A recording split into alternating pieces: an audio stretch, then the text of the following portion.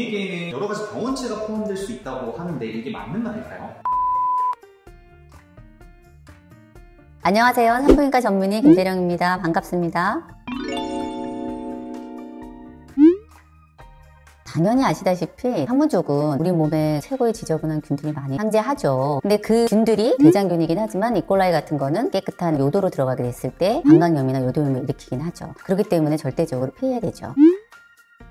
맞습니다. 잠자리를 하게 되면 여자는 방광의 자극을 받을 수가 있기 때문에 요일을 느끼기는 해요. 그거를 설명하기 위해서 여기를 보시면 여기가 질이고 여기가 요도고 그 다음에 여기 크리토리스거든요. 그래서 우리가 잠자리를 할 때 질로 물론 삽입이 되지만 크리토리스를 같이 자극을 하면서 잠자리를 하게 되는데 그 사이에 있는 요도에 찌꺼기들이 많이 들어가게 돼 있어요. 잠자리 후에 소변을 넣게 되면 안쪽에 들어간 찌꺼기들이 배출되게 되는 거죠. 그렇기 때문에 요도염이나 방광염을 예방할 수 있습니다.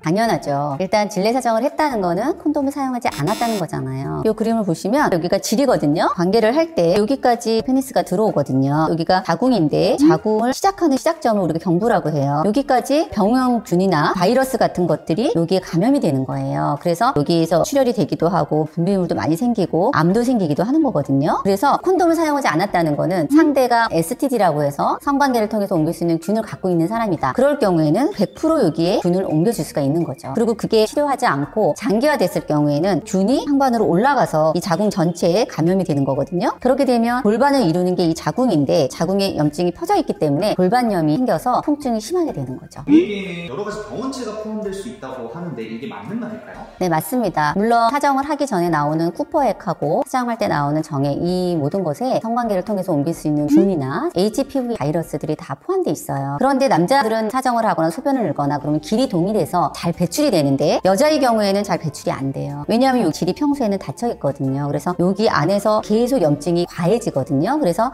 시간이 지나면 분비물이 많이 생기고 출혈되고 그러는 거예요. 그래서 그런 것들이 이 질을 통해서 경부에 옮겨지기 때문에 우리가 피임을 위해서도 콘돔을 쓰지만 질병의 예방을 위해서도 콘돔을 쓰는 거를 꼭 권해드립니다. 질내 사정을 쿨지하고 싶으면 질정제를 사용하라는 말도 있던데 이게 맞는 말일까요? 사실 질내 사정을 하게 되면 질 안에 컨디션이 망가지잖아요. 그렇기 때문에 질정을 사용하게 되면 단순한 세균성 질염이나 칸디다성 질염 이런 것들은 확실히 좋아질 수 있어요. 그렇지만 성관계를 통해서 옮길 수 있는 황병이나 이런 것들은 전혀 프로텍트가 되지 않기 때문에 피임을 위해서도 그렇고 성병을 방지하기 위해서도 콘돔을 사용하는 걸 꼭 권해드립니다.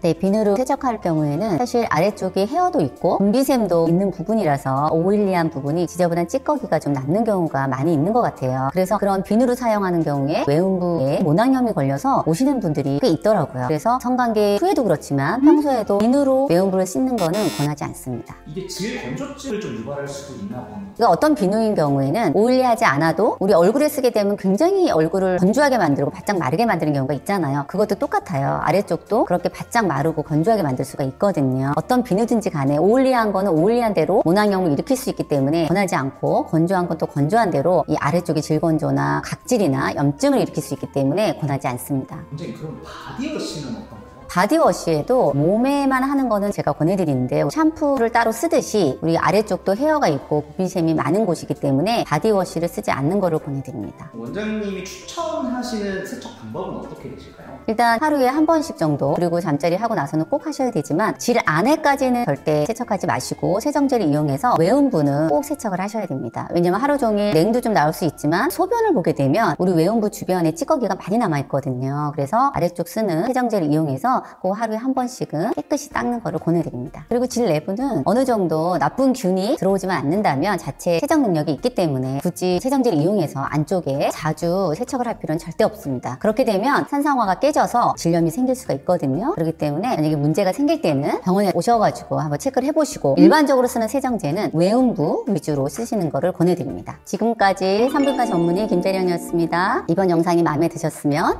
구독, 좋아요, 알림 설정 부탁드려요.